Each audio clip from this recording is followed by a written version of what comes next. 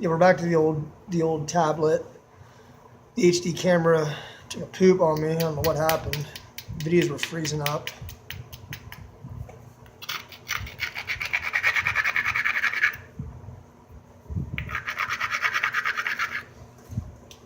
Maybe I'd take this video a little bit and just show you like the angles that I strike on for antler and stuff.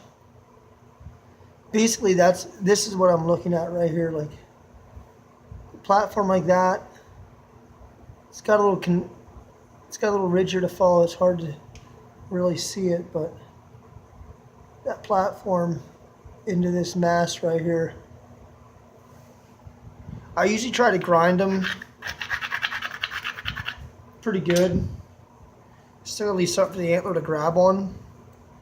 And then with this billet strike, it kind of looks weird in this camera angle. It looks like I'm holding it flatter than I am, but it's pretty vertical. And you know, I'm taking this. Actually, from using this, I know. Actually, I put a little spot of black marker right there, and a little spot right there, and that's where I like to hold it. With these two fingers right here, and my index finger goes on the top, and the rest of them wrap here. Kind of holding it loose. I wouldn't say it's super tight, but let's see if I can put my word where my mouth is here. And good strong platform there.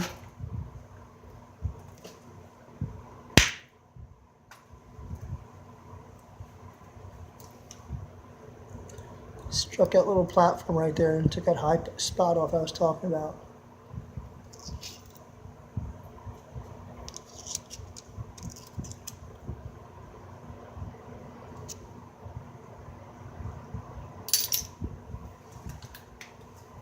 I'm not gonna make a point tonight, but I just figured maybe I'd go over some of the ways I do stuff. Maybe I'm more opportunistic with my platforms, as in before I start trying to isolate stuff, I look for the available places to strike on.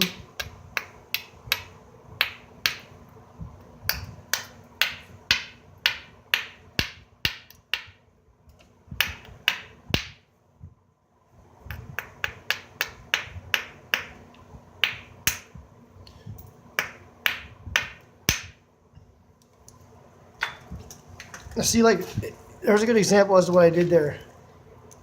I was trying to smack this down here a little bit, but there's cortex on it. So what I did is I took a little side strike there, brought that angle back. I took that little platform, took all that crap off there.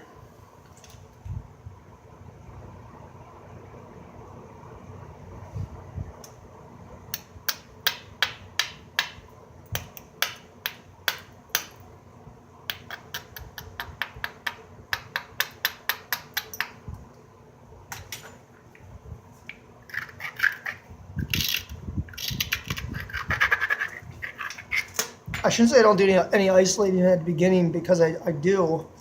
It's just that it's very light. Like the piece is still thicker, so I got some opportunities to hit. Like this one right here. You can see that ridge falling underneath there, up into that high spot.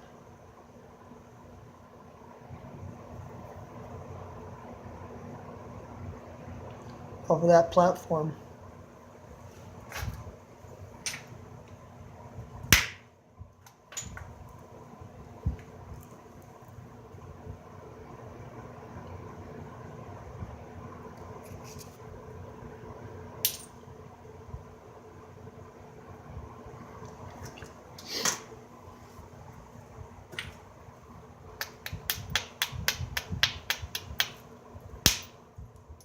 And then as you're going along, like with my little disc hammerstone here, I do a lot of striking with that on these smaller pieces. As I'm going along, if I see something that's good to hit, I'll just,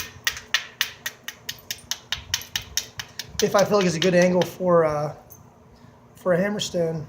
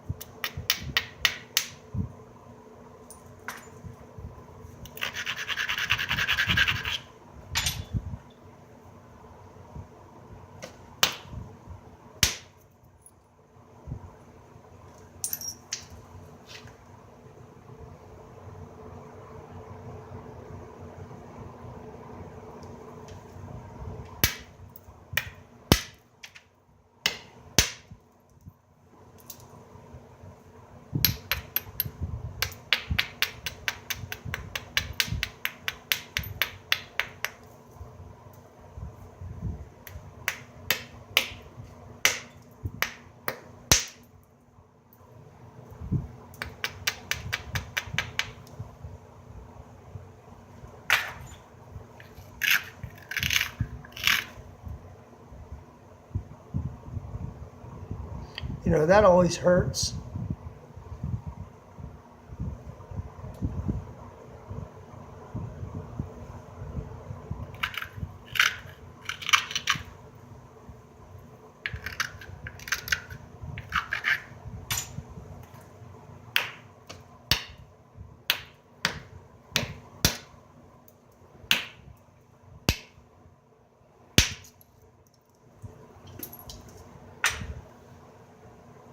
Sometimes I do like double strikes like that because it's like setting up. It's kind of like my way of setting it up. Take a couple smaller strikes, and then it gets you into that.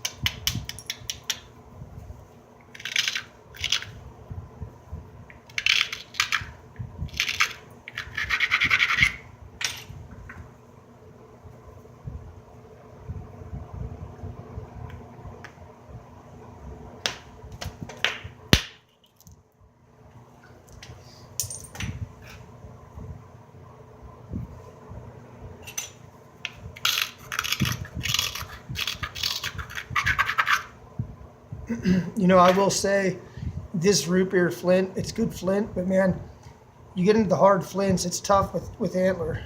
It gets really, really difficult because this stuff, man, if everything's not set up right, it just wants to hinge.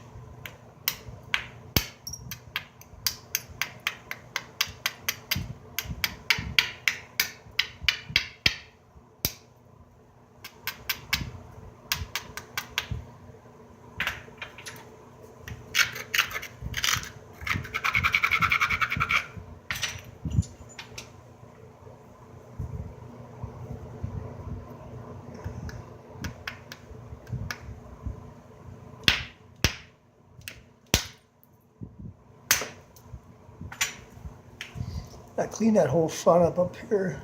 Got a hinge here, but we'll get that out. I think.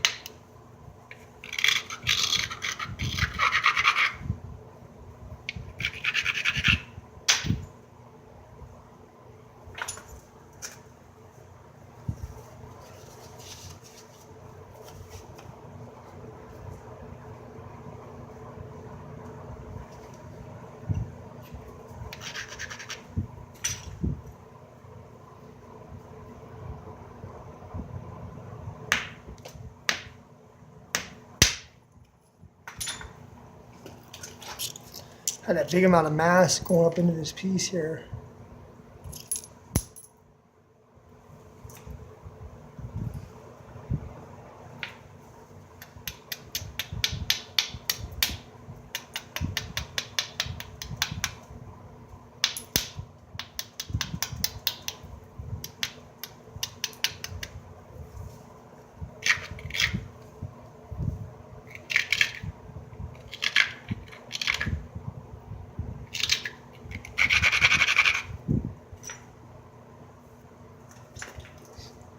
Something else I've been playing with too is a little, same way that I use that one there, it's a little whitetail billet.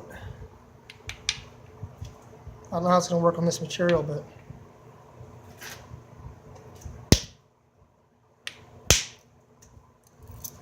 that just goes to show you, at first I kind of failed on me, but I mean that just goes to show you that you don't need a ton of mass. And this thing probably weighs, I couldn't even tell you. I bet you it weighs like maybe 7 ounces. It's super light, but the platform is what matters on a lot of this stuff. If you had a really stout platform and you try to use something like this, it's probably not going to be able to release a flake. It's entirely too much mass for such a light billet to try to punch through. This platform here is, where's that at? Right there. That platform is low.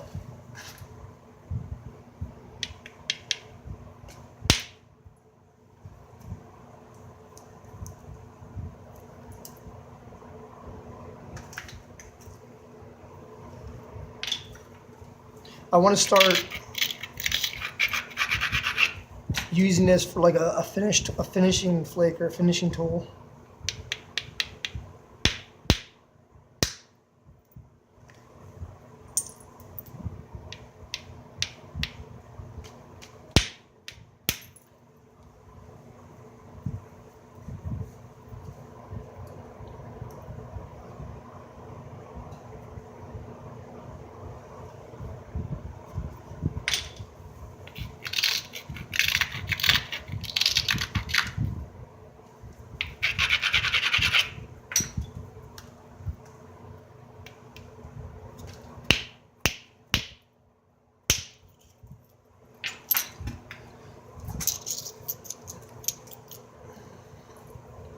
Big hammerstone, small piece of flint. I mean, the hammerstone's about the size of the piece of flint, maybe even a little bigger.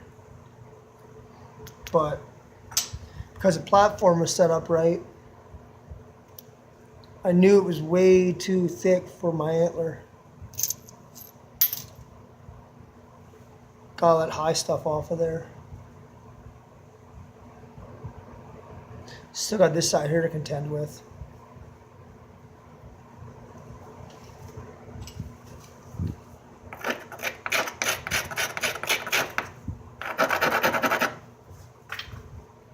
Now this platform here, I can tell is going to be good for the antler because it's got an edge on it. I'll take a nice flake out of here with that.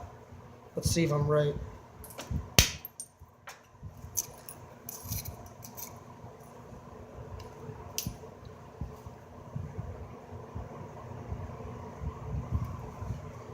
Same with this platform back here. That little platform right there.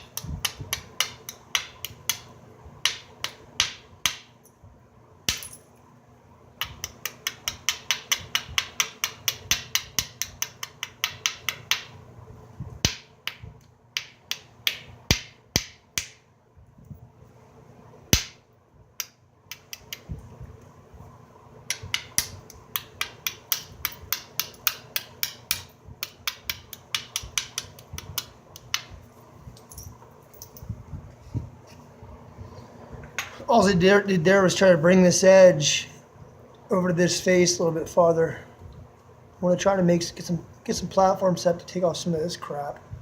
But I see a spot back here that I need to hit this way to try to bring it up farther. So I'll braid that. This might be a good platform for the smaller moose billet. And like I said, see the platform right there. Right into here. It's a short one. I'm not a professional flint knapper. I'm still a beginner. But if you're going to use abo tools or natural tools, it's best to be versatile. Like you should be able to pick up this whitetail antler or this, or you know, any of these size moose billets and take a flake. Might not always go where you want it to go, because mine don't. And you should also be able to pick up the hammerstone between two and be able to tell the difference between the platforms that are appropriate for the either hard hammer or soft hammer, which billets are considered soft hammer. But I think it's a good idea to be able to switch back and forth between the tools. Lets you be able to like take different strikes that you normally couldn't take with that same piece. Go this little, like, I don't know, 5-6 ounce billet, whitetail billet. See how this does here.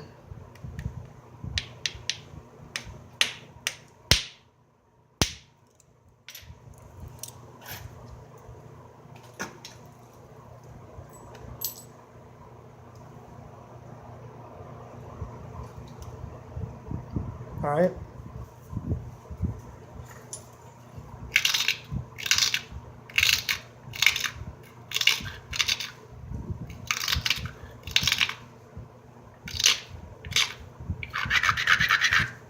See, that little flake gave me the opportunity to lower this edge here now. Now I'm back onto this face here. That's crap. This face here is looking pretty good. This side here is not. So we got some opportunities over here to take a couple nice thinning flakes. I think we're gonna go with the smaller billet here again.